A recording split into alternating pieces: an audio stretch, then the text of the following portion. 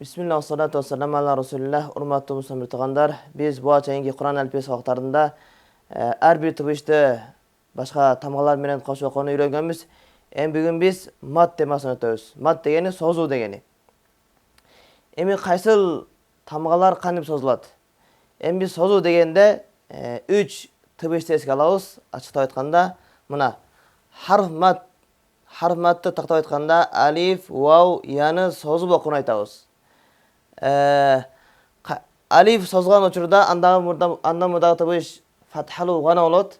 Alemi ya sozgan uçurda andan mudagı tıbış kasralı uğana olot. Misalı i. Alemi vav sozgan uçurda andan mudagı tıbış zammalı uğana olot. Uşul uçurda gana alif vav ya sozulat. Misalı buna a. Bunu biz a de okuyuz. Bunu olsa i. Bunu olsa u. Andan kengisi ba, bi, bu, ta, ti, tu, sa, si, su, ca, ci, cu, ha, hi, hu, ho, hi, hu, da, di, du. Alifti sozgan uçurda biz ekerindi açağız. Da. Alemi yanı sozgan uçurda di dep aslınga erindi çoyuyoruz. Di.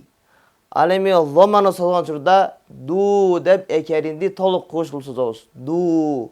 Kingisi za, zi, zu, ro, ri, ru.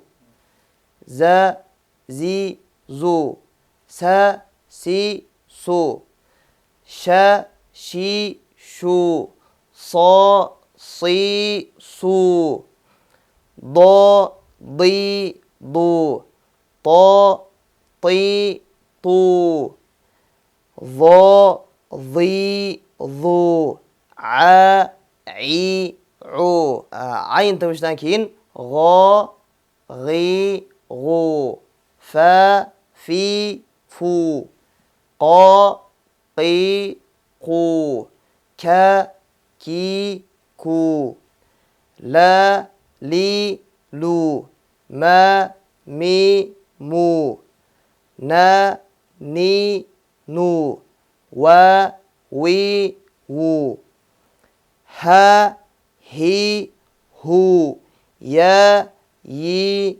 yu. Mına bugün sizler menen biz tamgalarda sozup okuunu үйрөндүk. Keyingi sabaklarda bul mattın ulandısını ötөbүz.